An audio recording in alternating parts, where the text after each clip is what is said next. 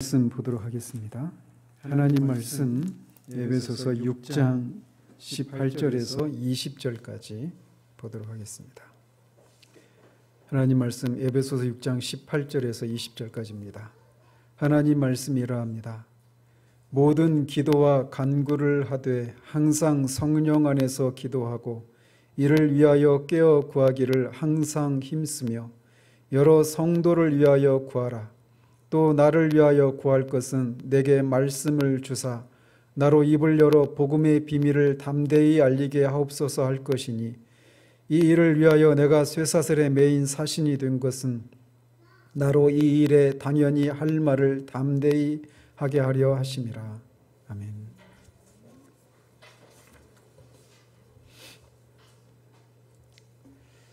지난주에는 사도가 에베소서에서 마지막으로 권면한 내용인 성령으로 항상 기도할 것에 대해서 살폈습니다. 우리가 하나님의 전신갑주로 반드시 무장해야 하지만 하나님의 전신갑주가 효력을 발휘하기 위해서는 반드시 성령으로 기도하는 것이 필요하다라고 말씀드렸습니다. 성령으로 기도하는 가운데 살아계신 하나님과의 살아있는 접촉을 통해서 그 무기들이 효력을 발휘할 수 있는 힘과 능력을 공급받는 것이 반드시 필요하다라고 말씀드렸습니다. 그래서 성령 안에서 기도하는 것은 기도의 진수이자 생명입니다. 이것은 신자가 기도한다라고 하는 것은 신자의 의무이기도 하지만 동시에 의무 이상의 말할 수 없는 특권이라고 하는 것을 우리가 기억할 필요가 있습니다. 이렇게 우리가 마귀와의 영적인 싸움에서 승리하기 위해서는 하나님의 전신갑주로 무장하고 또 그것을 발휘하기 위해서 성령으로 기도해야 합니다. 이것은 우리 자신을 위한 기도인 것이죠. 그런데 사도는 우리 자신을 위해서만 성령으로 기도하라고 말하고 있지 않습니다. 지난주에도 말씀드린 것처럼 사도는 우리 자신을 위해서 성령으로 기도해야 할 뿐만 아니라 다른 성도들을 위해서도 기도해야 하고 또 사도 자신을 위해서도 기도해달라고 부탁을 하고 있습니다. 오늘은 이 두 가지를 성도를 위한 기도와 사도를 위한 기도, 더 확대하면 말씀을 전하는 사람들을 위한 기도라고 하는 이 내용을 살펴보도록 합니다. 다음 주에 한 번 더 설교하면 에베소서 강의가 모두 마치게 됩니다. 사도는 깨어 구하기를 항상 힘쓰며 여러 성도를 위하여 구하라라고 권면합니다. 왜 사도는 우리 자신을 위해서만 너희들이 성령으로 기도해서 살아계신 하나님과의 살아있는 접촉을 통해 하나님의 전신갑주가 능력을 발휘할 수 있도록 너희 자신을 위해서 기도하라고만 말하지 않고 왜 다른 여러 성도들을 위해서도 기도하라고 할까요? 첫 번째로 모든 신자들은 우리가 직면하고 있는 동일한 그런 대적과의 싸움에 직면해 있기 때문에 그렇습니다. 그리스도인은 유다서에서 말하고 있듯이 일반으로 얻은 구원이라고 하는 말이 알려지듯이 모든 그리스도인들은 예수 그리스도의 대속을 통한 동일한 방식으로 구원을 받았습니다. 그래서 신약의 성도들이나 구약의 성도들이나 많이 배운 사람이나 그렇지 못한 사람이나 초대교회 사람들이나 21세기를 살아가는 사람들이나 인종과 모든 계층과 어떤 지적인 능력의 차이를 떠나서 모든 사람들이 동일한 방식으로 구원을 받습니다. 마찬가지로 그렇게 동일한 일반으로 얻은 구원을 받은 모든 신자들은 그가 영적인 어떤 기질이 종교적인 성향이 아주 다른 사람과 비교할 수 없이 그렇게 특출난 사람이나 그렇지 않은 사람이나 그가 진짜 그리스도인이라면 그는 동일한 싸움에 임하고 있다는 사실이에요. 그는 마귀와 그의 추종자들과의 영적인 싸움에 직면해 있습니다. 그렇기 때문에 우리가 직면한 그리스도인으로서의 삶을 살아가는 데 있어서 우리가 직면한 그 동일한 싸움을 다른 동료 그리스도인들도 직면해 있다라고 하는 사실 때문에 우리는 다른 사람을 위해서 기도할 필요가 있는 겁니다.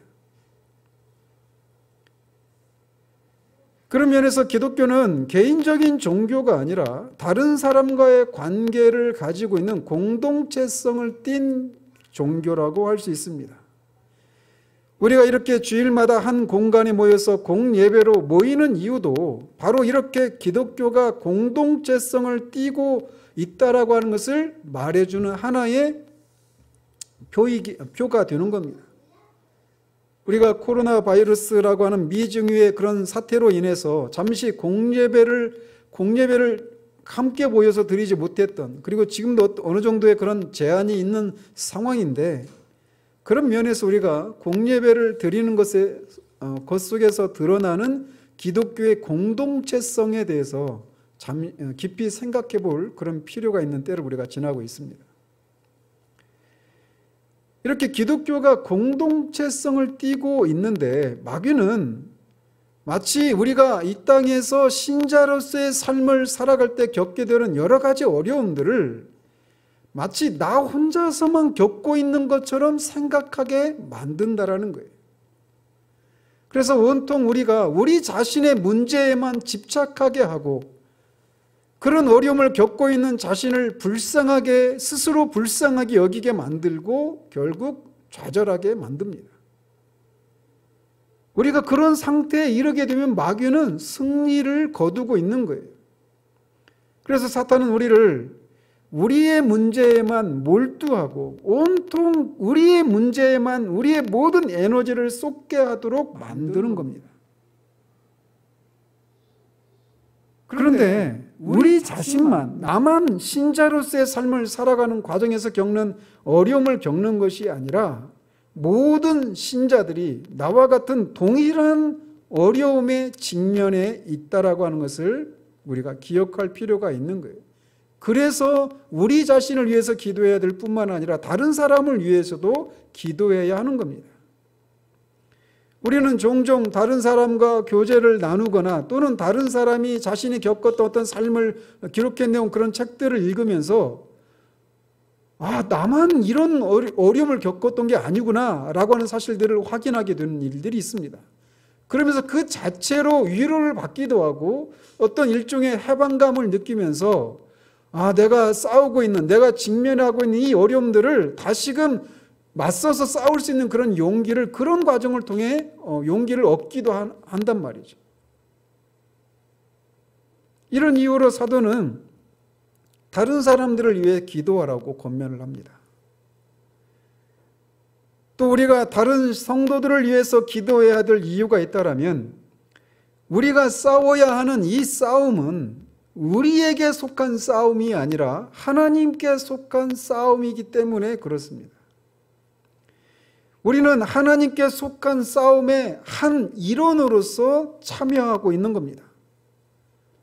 이것이 무엇을 의미할까요? 우리는 우리가 직면한 여러 가지 어려움을 지극히 개인적이고 주관적인 시각으로만 인식하고 바라보는 경향이 있습니다. 그래서 우리는 내 어려움, 또 내 문제, 내 염려, 내 불안함, 내 두려움, 내 소망, 온통 나의 문제로만, 내가 겪고 있는 상황을 나의 문제로만 바라보는, 지극히 개인적이고 주관적으로만 그 문제를 바라보는 그런 경향들이 있어요. 그리고 그런 생각의 결과는 어디로 우리를 이끄느냐면 너무나 자기중심적이고 내성적인 사람이 되게 만들고 결국은 낙심하고 좌절하게 되는 대로 이끌어가고 맙니다. 그런데 우리는 우리에게 일어나는 모든 문제나 어려움들을 우리 자신만의 문제나 어려움으로 생각할 것이 아니라 매우 큰 하나님께 속한 전쟁에 참여하고 있는 과정 속에 겪게 되는 그런 문제라고 하는 인식을 가질 필요가 있는 거예요. 모든 신자들은 하나님과 선한 천사들로 이루어진 하나님의 군대에 속해서 마귀와 그의 추종자들이 악한 영들과의 그런 큰 대적과의 그런 싸움에 하나님의 편에 서서 그 전쟁에 참여하고 있는 사람들입니다. 그러니까 하나님께 속한 전쟁에 참여하고 있는 한 그리스도인으로서, 하나님의 군대의 한 일원으로서, 한 병사로서 우리는 개인적으로 어떤 어려움들을 겪고 있는 거예요. 그렇게 될 때 우리가 비록 개인적으로 어떤 어려움과 문제를 겪고 있지만 그것은 단지 내 개인의 문제가 아닌 거예요. 우리나라 군대가 다른 북한이든지 일본이든지 중국이든지 또 주변의 그런 나라들과 우리가 전쟁을 할 때 그 군인들이 총알이 떨어졌다든지 식량이 떨어졌다든지 하는 그런 어려움들은 단지 그 군인 개인이 겪는 문제가 아닌 거예요. 우리나라 군대의 한 일원으로서 겪는 문제인 겁니다. 이런 인식을 갖는 것이 왜 우리 신앙생활에 중요할까요? 그것은 우리가 하나님 앞에 우리가 처한 어떤 어려움과 문제들을 하나님 앞에 구할 수 있는 아주 중요한 토대요 근거가 되는 거예요. 그래서 이사야서를 이렇게 보면은 60장 후반 그 뒷부분에 보면은 60장 이후에 나오는 그런 선지자의 기도를 보면 지금 제가 말씀드리는 이 내용이 무엇을 의미하는지를 아주 적나라하게 알 수 있는 그런 기도들을 우리가 살펴볼 수 있어요. 이스라엘 백성들이 바벨론이라고 하는 이방 족속에 의해서 하나님의 백성들인 이스라엘이 멸망을 당합니다. 그리고 성전이 황폐화되고 그런 수치를 당해요. 근데 그들이 그런 수치를 당한 이유가 있어요. 그것은 하나님의 백성들임에도 불구하고 하나님의 뜻에 불순종했기 때문에 이방인의 손을 빌어서 그런 심판을 다 받고 있는 거란 말이에요. 그러니까 그들이 처하고 있는 상황은 자신들의 죄 때문에 그런 상황인 겁니다. 그런데 선지자는 그 상황 속에서도 자신들의 죄 때문에 겪고 있는 그런 비참한 상황임에도 불구하고 그 상황은 그들만의 상황이 아니라 하나님의 이름과 하나님의 영광이 걸려있는 상황이라고 하는 인식을 가지고 하나님 앞에 기도하고 있어요. 그래서 아브라함과 이삭과 야곱은 우리를 모르고 우리를 인정하지 않을지 몰라도 하나님은 태초부터 우리의 상고부터 우리의 보호자이시고 우리의 인도자가 구원자가 되신다라고 하면서 이 하나님의 백성들의 수치는 하나님의 수치인데 왜 관망하고 계십니까? 라고 하면서 그렇게 담대하게 기도하고 있는 거예요. 내 개인이 겪고 있는 어려움과 문제들은 그냥 나 개인의 하나님과 상관이 없는, 하나님의 이름과 하나님의 나라와 영광과 상관이 없는 개인적인 문제가 아닌 거예요. 나를 통해 하나님의 어떠하심이 좌우되는 그런 문제라고 하는 인식을 우리가 가져야 하는 것입니다. 이런 확신을 가지기 위해서 반드시 요구되는 게 있죠. 그게 뭐냐? 내가 어떤 상황 가운데 처하든지 예수 그리스도로 말미암아 나는 하나님의 자녀된 하나님의 백성이다라고 하는 그 분명한 구원에 대한 확신이 필요한 거예요. 그래서 하나님의 전신갑주에 대해서 살피면서 계속 일관되게 흐르고 있는 게 뭐냐면 내가 구원받은 하나님의 백성이라고 하는 확신, 이 구원에 대한 확신이 있어야 그 싸움을 싸울 수 있는 거란 말이죠.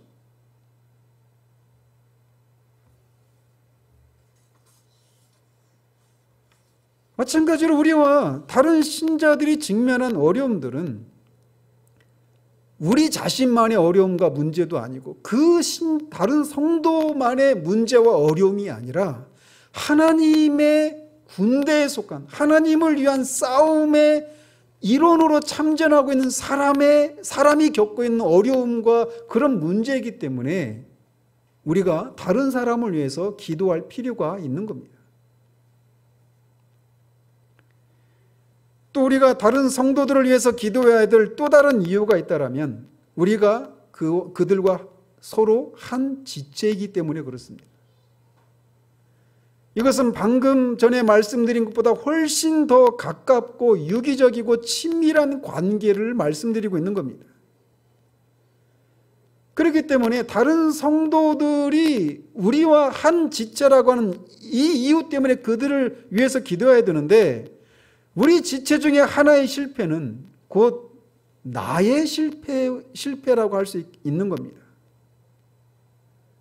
우리가 지금 현대전은 그런 식으로 전쟁을 하지 않지만 옛날에는 막 그 2차 대전까지만 해도 6.25 전쟁도 그렇죠. 어떤 진지를 구축하고 그렇게 막 맞대고 이제 전쟁을 할 때 항상 적이 어디를 공략하느냐면 가장 공략하기 쉬운 지점을 먼저 공략하죠.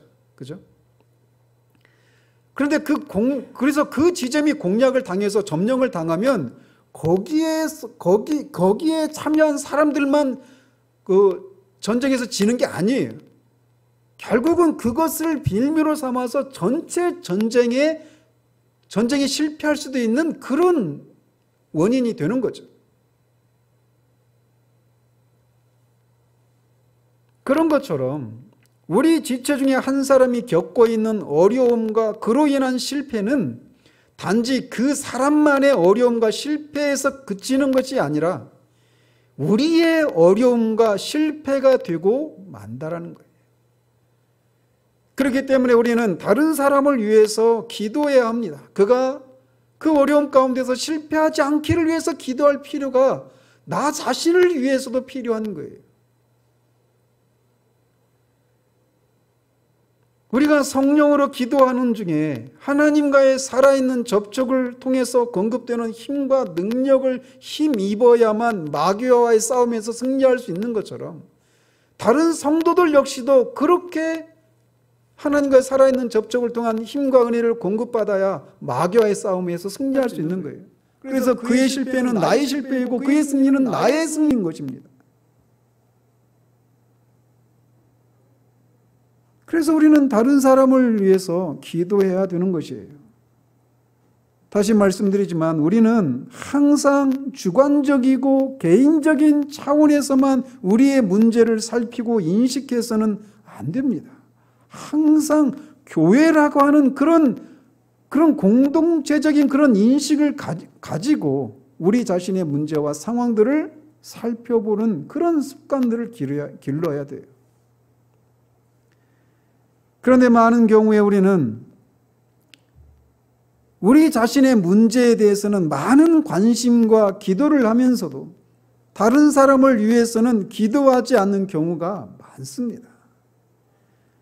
사도는 로마서에서 우리 중에 누구든지 자기를 위하여 사는 자가 없고 자기를 위하여 죽는 자도 없다라고 말합니다. 이게 그리스도인에 대한 정의예요.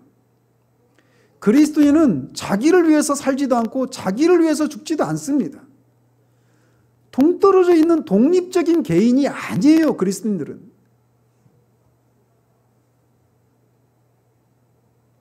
우리는 서로 유기적으로 연결되어 있는 겁니다. 물론 우리 교회라고 하는 그런 테두리 안에서만 우리가 갇혀서도 안 돼요. 우리 그리스도인 개인의 실패에 대해서 마귀는 얼마나 기뻐하는지 모릅니다. 저는 인터넷에 교회와 관련된 그런 뉴스가 나오면 댓글을 읽기가 두려워요. 세상은 언제나 기독교에 대해서 적대적이었습니다. 어떤 정권에서든지 세상은 항상 기독교에 대해서 적대적이었어요. 그래서 어떤 사람이 어떤 사회적인 이슈가 될 만한 불미스러운 일에 연루되었는데 그 사람이 기독교인이다, 더더군다나 목사다 그러면은 동일한 죄를 지은 다른 종교가 없는 사람이든지 다른 사람과는 비교할 수 없이 더 혹독하게 비난하고 그런 냉소적인 그런 시선들이 있는 것을 우리가 확인하게 됩니다. 그런 일들이 일어날 때마다 마귀는 기뻐하고 하나님께서는 해를 입게 되시는 거예요. 물론 본질적인 영광에서 해를 입는다라고 말씀드리는 게 아니죠. 따라서 우리는 다른 사람이 그렇게 실패하는 일이 일어나지 않기를 위해서 기도해야 하는 겁니다. 그 사람의 무너짐은 그 사람 자신에게만, 당사자에게만 영향을 끼치는 것이 아니라 하나님 나라의 전체 평판에 영향을 끼치는 것이기 때문에 우리는 다른 사람을 위해서 기도해야 돼요. 특별히 여러 가지 어려움에 처한 사람들을 위해서 기도해야 합니다.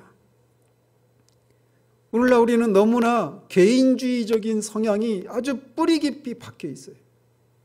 너무나 개교회 중심적으로 사고하고 활동합니다. 그래서 내가 어려움이 없고 내 가족이 어려움이 없고 내 교회가 어려움이 없기만을 구해요. 그러나 우리는 우리 자신만 강건하게, 주 안에서 강건하게 서기만을 위해서 기도할 것이 아니라 다른 사람들 또한 주 안에서 강건하게 서기를 위해서 기도해야 합니다. 그런 면에서 저는 우리 교회를 위해서 기도하고 또 섬기고 있는 그런 분들에 대해서 깊이 감사하는 마음을 가지고 있어요. 하나님께서 우리의 인식의 지평을 넓혀주셔서 우리가 우리의 문제에만, 또 우리 교회의 문제에만 관심을 가지고 그것을 위해서 기도하는 것을 넘어서서 정말 세계 곳곳에서 각종 어려움을 겪고 있는 사람들을 위해서도 기도할 수 있는 그런 어떤 기도의 지평에서의 확장이 우리 가운데 있게 되기를 바라요. 하나님은 다른 사람을 위한 기도를 통해서 하나님의 일을 이루어 가십니다. 하나님께서는 돌들로도 하나님을 찬양할 사람들을 만드실 수 있는 전능하신 분이심에도 불구하고 기도라고 하는 것을 통해서 하나님의 일을 이루어가도록 우리를 거기에 참여시켜 주시는 은혜를 허락하십니다. 그리고 그렇게 동참한 우리의 기도가 어떻게 누군가가 처한 상황에 도움을 줄 수 있었는지 이 땅에서는 우리가 알 수 없습니다. 그러나 단언컨대 우리는 천국에 가게 되면 정말 여러 가지로 놀라게 될 것인데 그 중에 하나가 바로 기도와 관련된 거예요.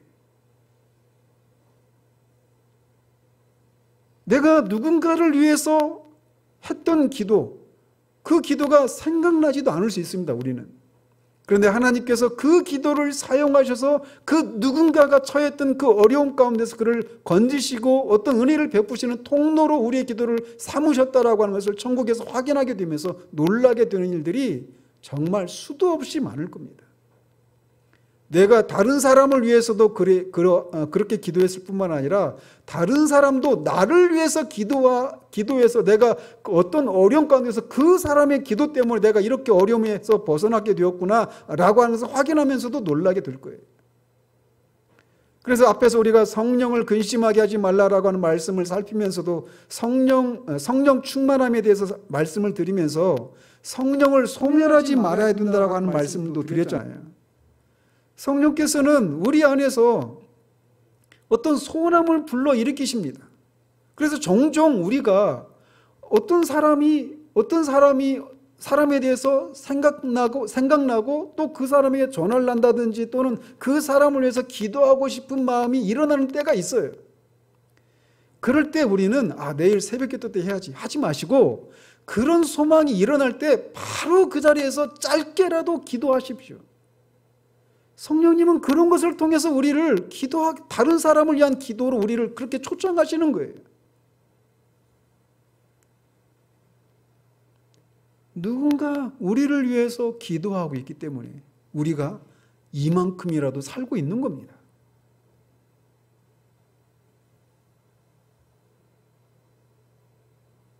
그리고 우리도 그 일에 동참해야 하는 거예요. 다른 사람을 위한 기도는 자신이 겪고 있는 여러 가지 어려움과 문제들로 인해서 자기 연민에 깊이 빠지고 낙심하고 침체한 영혼을 회복시키시는 하나님의 지혜로운 처방입니다.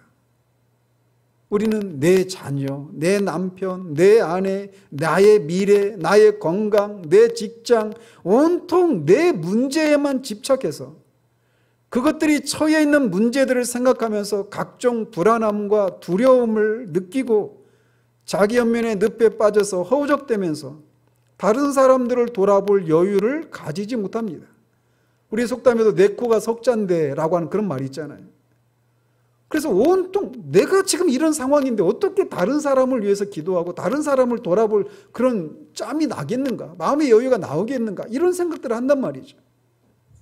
그래서 우리는 내가 다른 사람을 돕고 다른 사람을 위해서 기도하기 위해서는 먼저는 내 코 석자나 빠지는 내 코의 그 문제를 해결해야 된다라고 생각해요. 그래서 온통 그런 이유 때문에 또 자신의 문제만 또 몰두하고 집착한단 말이죠.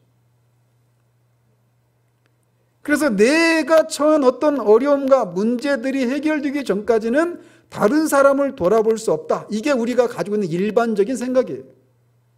그런데 하나님은 그런 상황 가운데 있는 사람들을 회복시키시는 하나님의 놀라운 지혜로운 처방이 다른 사람을 위해서 섬기고 기도하는 것을 통해서 그 사람을 회복시키시는 일을 하신다라는 겁니다. 제가 회심하고 한 1년 정도 지났나요? 1996년 6월 현충일 앞두고 그 열린교회에서 그때 교사 수련회를 갔어요. 교사 세미나인지 수련회인지 1박 2일로 갔는데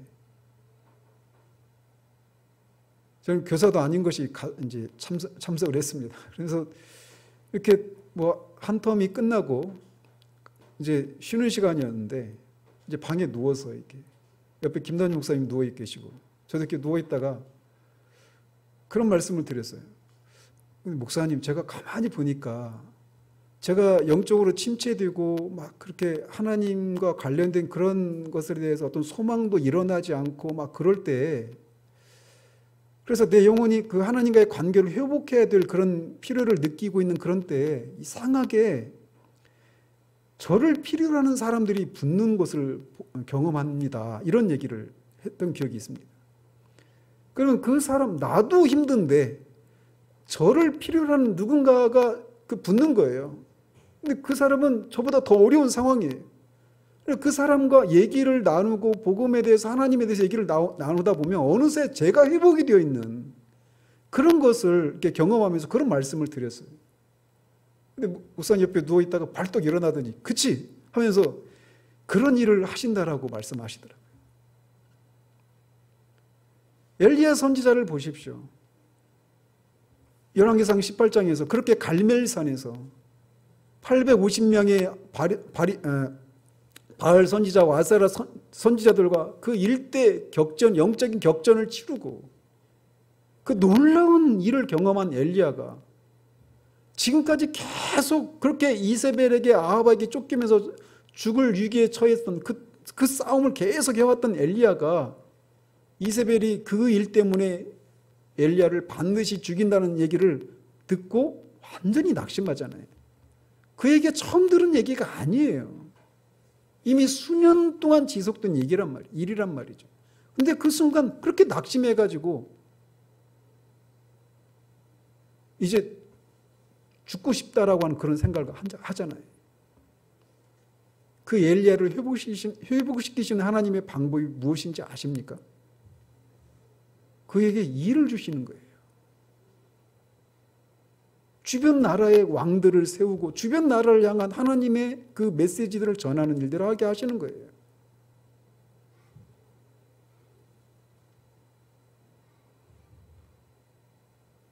저는 그런 경험들을 참 여러 번 합니다. 구역장 할 때도 막 구역 모임을 인도해야 되는데 내가 그 어떤 그 마음이 전혀 어떤 그것을 인도할 수 있는 그런 마음의 상태가 아니에요. 그래서 오늘 모임은 좀 취소했으면 좋겠다. 그런 마음이 있는 때가 있습니다. 자주, 가끔씩이 아니라 자주 있었어요. 그런데 놀랍게도 그 모임에 참여해서 인도하다가 복음에 대해서 하나님에 대해서 얘기하다 보면 어느새 제 영혼이 살아나 있는 것을 봅니다.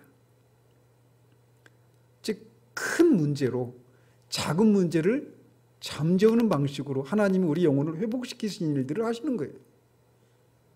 그런데 우리는 내 코가 석자인데 어떻게 다른 사람들을 돌아보랴 이렇게 생각하는데 그게 아니란 말이에요. 우리 문제로 기도할 마음도 없고 힘도 없는 그런 어려운 상태 가운데 있을 때 다른 사람이 처한 상황을 인해서 기도하기 시작할 때 우리는 어느새 우리가 안에서 우리 영혼이 회복되어져 있는 것을 경험하게 됩니다.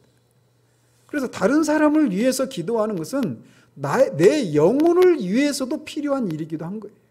그리고 그런 과정을 통해 하나님은 우리를 다루시는 거예요. 그리고 우리를 더 책임감 있고 또 다른 사람을 섬길 수 있는 그런 사람으로 우리를 빚어가시는 일들을 그런 방식으로 하시는 겁니다. 따라서 우리는 이런 다양한 이유들로 인해서 다른 성도들을 위해서 기도해야 하는 겁니다. 이어서 사도는 사도 자신을 위해서 기도해달라고 요구합니다. 또 나를 위하여 구할 것은 이라고 말하면서 두 가지 이유로 자신을 위해서 기도해달라고 부탁을 합니다. 그 위대한 하나님의 사도가, 그리스도의 사도가 자신을 위해서 기도해달라고 부탁하고 있어요. 이 요청을 받고 있는 에베소의 성도들 중에 우리가 계속 말씀드린 것처럼 대다수는, 많은 사람들은 사회적으로 매우 천한 계층의 사람들이 많았습니다. 그리고 사도에 비하면 학문적으로나 어떤 사회적인 신분의 측면에서나 또는 영적인 체험의 측면에서 사도 바울과 비교할 수 없는 그런 사람들이었어요. 사도 바울처럼 삼층전에 갔다 온 사람이 누가 있었겠습니까? 부활하신 그 영광의 주님을 만난 사람이 누가 있어요? 아무도 없단 말이에요. 그런데 그런 사도가, 그런 놀라운 체험을 한 사도가 에베소에 있는 그 우리가 보기에는 정말 미미한 그런 연약하기 짝이 없을 것 같은 성도들에게 자신을 위해서 기도해달라고 부탁하고 있어요. 이것은 단순히 그냥 의례껏 어떤 립서비스 차원에서 부탁하는 게 아닙니다. 겸양의 그런 차원에서 부탁을 하고 있는 게 아니에요. 우리는 그런 사도의 모습 속에서 사도가 결코 자신을 신뢰하지 않은 그런 모습을 우리는 보게 됩니다. 우리가 이번 주에도 빌립보서를 살피면서 그 부분 우리가 살피게 될 텐데, 공교롭게 그는 정말 자랑할 것이 많았던 사람이었어요. 그러나 그것들이 아무것도 아닌 것을 알게 되는 거죠. 그래서 그는 고린도 교회 가서 복음을 전할 때 약하며 두려워하며 심히 떨었다라고 말을 합니다. 그가 그렇게 했던 것은 대생적으로 그가 남 앞에 서서 담대하게 말할 수 있는 그런 용기가 부족한 지극히 소심하고 소극적인 사람이었기 때문에 그런 게 아닙니다.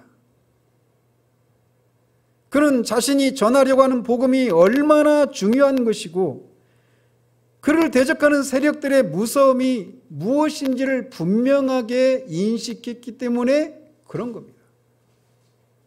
그래서 그가 그 일에 실패하는 것은 단지 그 자신의 실패가 아니라고 하는 것을 인식하고 있었기 때문에, 그래서 그가 해야 될 일들의 그 막중함과 그 그런 부담들, 영적인 부담들이 무엇인지를 알기 때문에 그는 자신을 위해서 기도해달라고 그렇게 부탁을 하고 있는 거예요. 저희 신대원 때 신대원 준비를 하면서 우리 다니던 교회에 그런 부탁을 한 적이 있어요. 진짜 제가 그런 표현을 썼어요. 진짜 기도, 심청이 아버지가 심청이를 키우면서 젖동량을 하잖아요. 살려야 하니까. 그런 것처럼 기도 동량을 하고 싶은 그런 마음이 막 일어나더라고요. 사도는 그런 심정으로 지금 부탁을 하고 있는 겁니다. 그야말로 기도에 대한 동량이에요. 사도가 그들에게 자신을 위해서 기도해달라고 요청할 때 그는 감옥에 갇혀있는 상황이었습니다. 그런데 그가 자신을 위해서 기도해달라고 하는 내용을 살펴보십시오. 그는 자신이 감옥에서 풀려날 수 있게 해달라고 그들에게 부탁하고 있는 게 아닙니다. 그러면 그런 기도를 하는 것은 옳지 않으냐? 그건 아니에요. 베드로가 감옥에 갇혔을 때 교회가 그렇게 기도했잖아요. 제가 말씀드리고 싶은 건 감옥에 갇혀있는 사도의 1차적인 관심이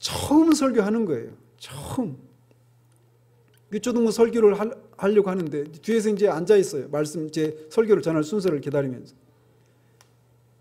진짜 마귀가 막 저 턱 밑까지 막 쫓아온 느낌이에요. 그러면서 네가 전하려고 하는 거 다 알아. 이미 다른 그 사람들 다 알고 있는 거야. 그러면서 말씀을 전할 수 있는 그런 용기가 막 사라지는 걸 느끼는 거예요. 막 말할 수 없이 막 콩닥콩닥 뛰고. 오후에는 더 심했습니다. 어른들 앞에 말씀을 처음으로 전하는 거예요. 서 있는 것조차 힘들었습니다.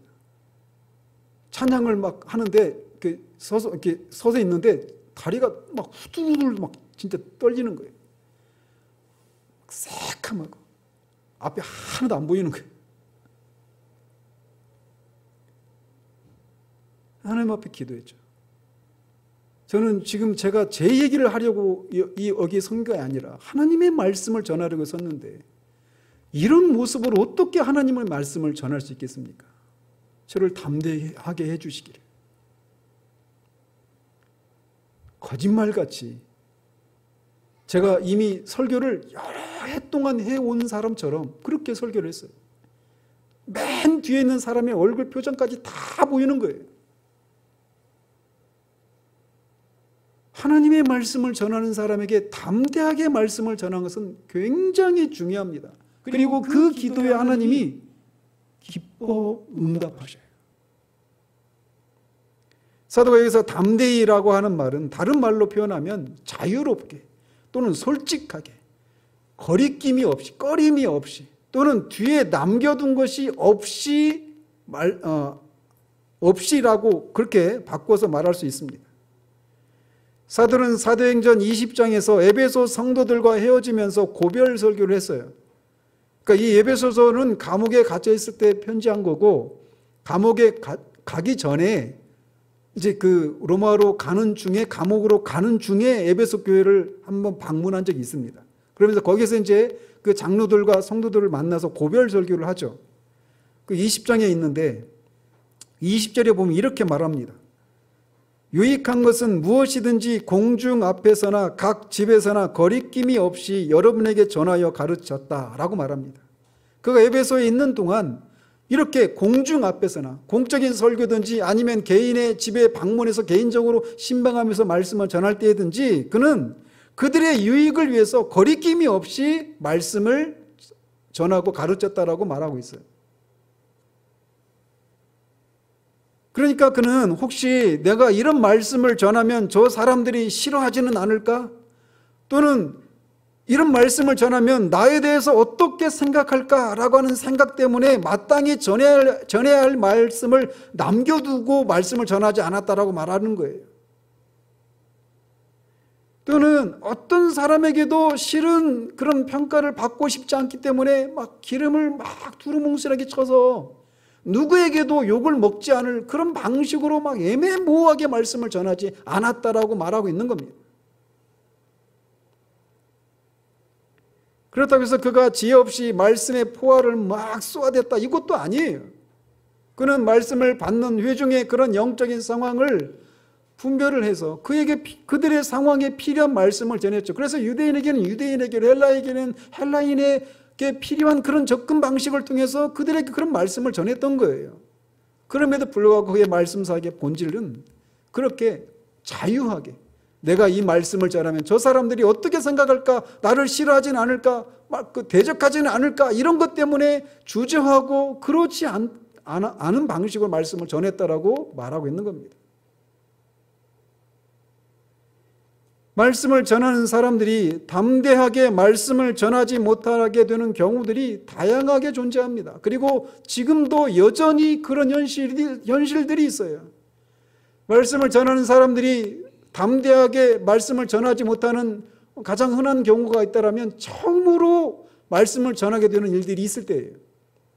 그래서 앞에서 말씀드린 것처럼 저처럼 이렇게 처음 말씀을 전할 때 제가 축도를 처음으로 이제 목사 안수를 받고 축도를 한 적이 있어요. 처음으로. 기억나십니까? 축도 이제 축도가 이제 맨 마지막에 있잖아요, 예배. 그런데 그때도 얼마나 떨리든지. 그래서 그 2층 방송실에 앉아있다가 이제 축도 앞두고 이제 걸어가는데 계단 내려오는데 다리가 너무 떨려서 걸어가지 못할 정도로 그렇게 떨렸어요. 그러면서도 하나님 앞에 기도했죠. 하나님, 내가 이렇게 하나님을 대신해서 성도들에게 복을 하나님이 내려주시기 위해서 기도하는데 내가 이렇게 떨어가지고 이렇게 어떻게 축도를 할 수 있겠느냐고. 어떻게 할게요? 그러면서 기도했는데 하나님이 놀라운 그런 담대함을 주시는 거예요. 어쨌든 처음 우리가 말씀을 전하는 사람이 처음 어떤 그 말씀을 전하게 되는 자리가 있을 때, 제가 전도사 때 사랑교회 청년부 예배에 가서 말씀을 전한 적이 있거든요. 근데 그 금요 기도회 때 말씀을 전한 적이 있는데 2번 가서 말씀을 전한 적이 있어요. 근데 처음 가는데 첫 번째 갔을 때 얼마나 떨린 채로 말씀을 전했는지 몰라요. 제 자신이 너무나 부끄러웠어요. 왜 그러냐면 그 자리가 아무나 서는 자리가 아니었거든요. 좀 어느 정도 이렇게 인지도가 있는 사람들이 그 서는 강단이었는데 전도사인 제가 그 자리에 선 거예요. 그 안에 이제 그 동계 목사가 있어가지고 그렇게 서게 됐는데.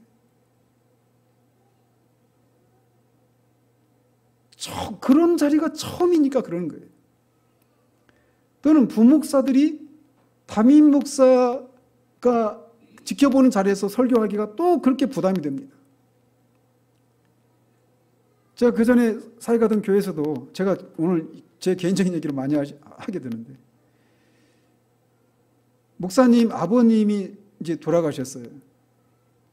거기서 제가 설교했잖아요. 목사님이 상주가 되시니까. 권사님 그때 가셨죠? 얼마나 떨리던지.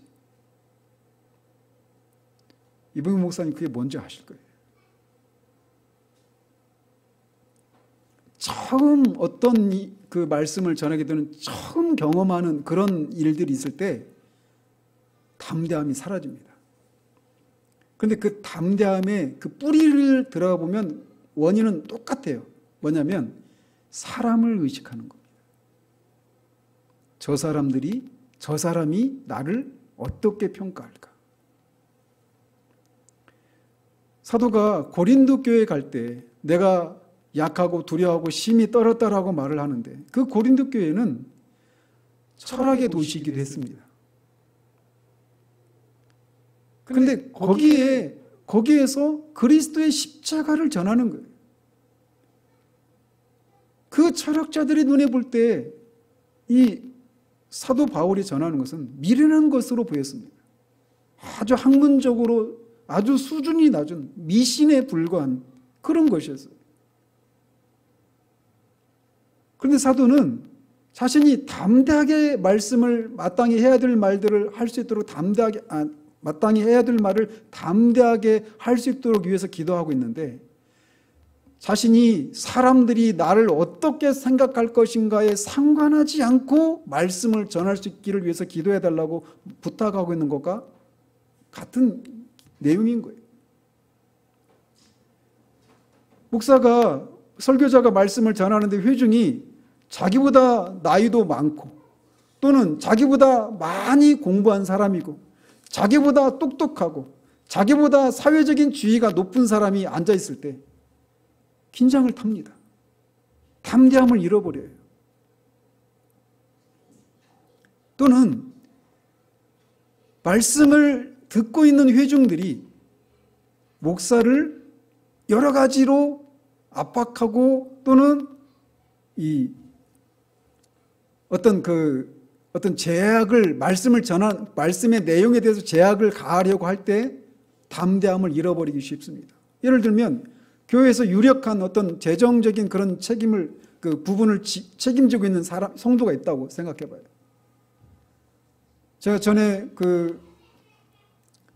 있던 그 교회 목사님이 그런 말씀 하시더라고요.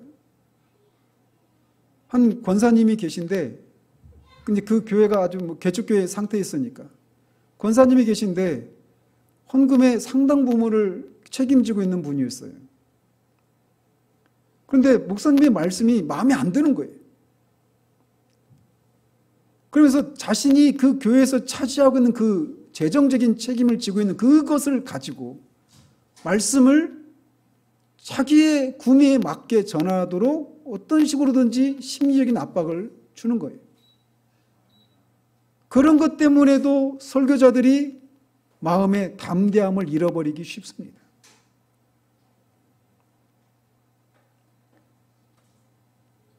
저는 설교자로서 수시로 이런 두려움이 무엇인지를 수시로 경험합니다. 제가 전하는 설교가 영향력이 미미한 현실들도 이런 담대함을 앗아가는 이유 중에 하나예요. 그래서 우리가 말씀을 전하는 사람들이 담대하게 말씀을 전하지 못하게 되는 다양한 상황들이 있는데 그들이 말씀을 그래서 그들을 위해서 기도해야 될 필요가 언제나 있는 겁니다.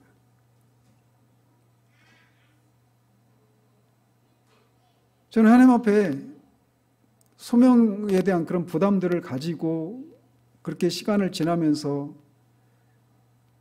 하나님 앞에 소망이 하나 있었어요. 뭐냐면 저를 위해서 기도해 주는 사람 10명만 부어주십시오. 근데 제가 이제 그 10명이라고 할 때 저를 위해서 기도한다라고 할 때는 이제 그 굉장히 어떤 기도를 깊이 하시는 그런 분들을 염두에 두고 그런 말씀을 드렸던 거죠.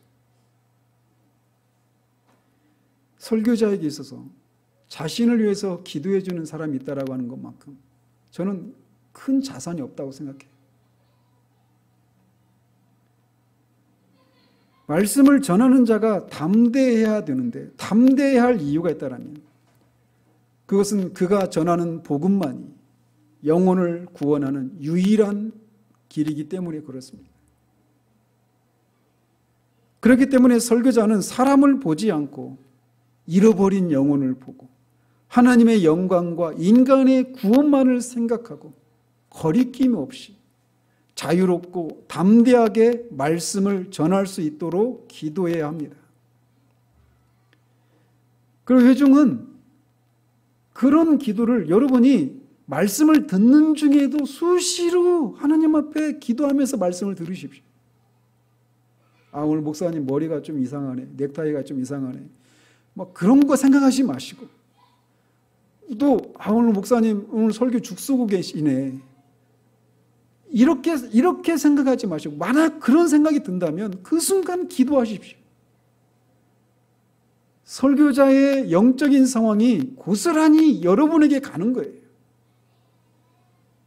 산모의 젖이 잘 나와야 아이가 잘 먹고 자라는 것처럼 엄마가 자녀가 그 젖을 먹으면서 오늘은 젖이 잘 안 나오네 이렇게만 하고 있다면 어떻게 되겠어요?